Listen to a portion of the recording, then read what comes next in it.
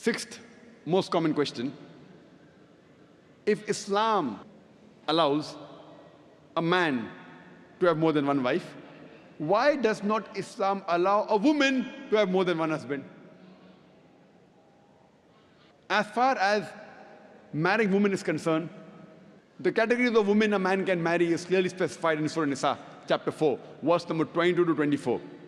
And it's mentioned in Surah Nisa, chapter 4, verse 24, that you cannot marry a woman who's already married. That means in Islam, a woman cannot have more than one husband. Before I give you the real reason, imagine there's already a scarcity of women finding husband. If a woman has more than one husband, this scarcity will increase. It will multiply the problem.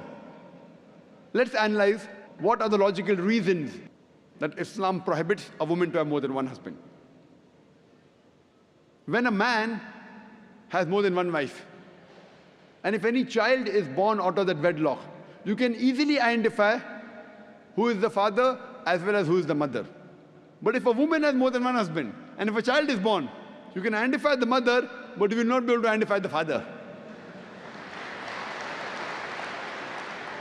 And if you go to admit that child in school, and if they ask you what is the name of the father, you may have to give two names.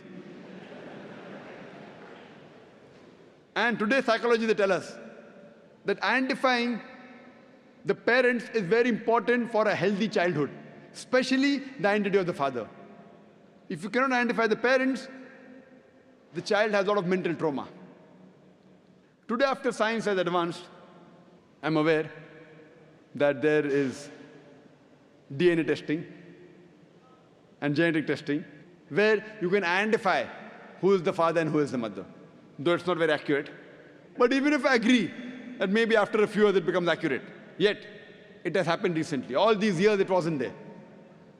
And this is not the only reason why a woman is not allowed to have more than one husband. There are various other reasons.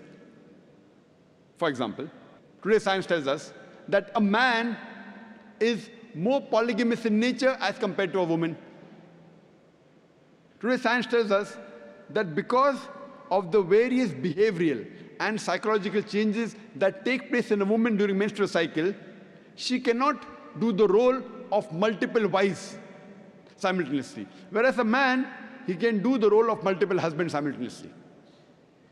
Furthermore, if a woman has more than one husband or more than one sexual partner, and if all of them are loyal to each other, yet there are high chances that venereal diseases and sexual transmitted disease will emerge, and it can be retransmitted back to the man.